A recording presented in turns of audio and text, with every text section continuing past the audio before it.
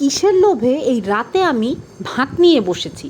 চলুন আজকে সিক্রেট দুটো ম্যাজিক দিয়ে গরুর মাংস ডাল দিয়ে আমি কিভাবে রান্না করলাম দেখাবো।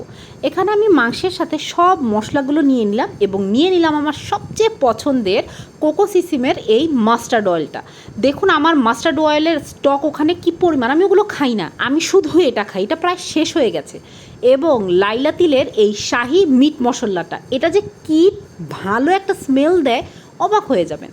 তারপর আমি সেই মাংসের মধ্যে ভালোভাবে সরিষার তেল দিয়ে সুন্দর করে মাখিয়ে নিলাম, যেভাবে আম্মু মাখে, ভালোভাবে চটকে চটকে মাংস মাখলাম। এরপর এই যে ম্যাজিক আমার শাহি মশলাটা ঝিনুক কাপুর, সেটা আমি এটার মধ্যে অ্যাড করে দিলাম। তারপর আবার মিক্স খুব সুন্দর করে ম্যাজিকভাবে মেখে ফেললাম।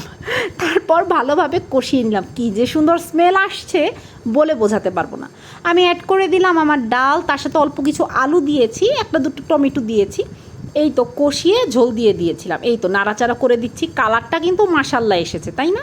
এখন আমি আরেকটু বারবার বলছি ম্যাজিক মশলা, এটা হচ্ছে শাহি মিট মশলা, লাইলা তিল ব্র্যান্ডের শাহি মিট মশলা আরেকটু অ্যাড করে দিলাম। তারপর কিছু কাঁচামরিচ দিলাম এবং ঢেকে দিয়েছিলাম।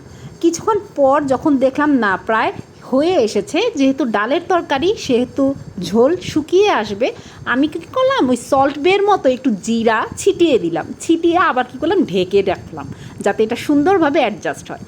পাশাপাশি দেখুন কী সুন্দর ডাঁটা শাক এনেছিল আমার হাজব্যান্ড, ডাঁটা শাকটা ভাজি করছি, তাও আমার ফেভারেট কোকো সিসিম ব্র্যান্ডের এই সরিষার তেলটা দিয়ে। লাস্টলি আমি আমার সবজি, সালাদ, ভর্তা আর আমার মাংসটা নিয়ে বসে পড়লাম।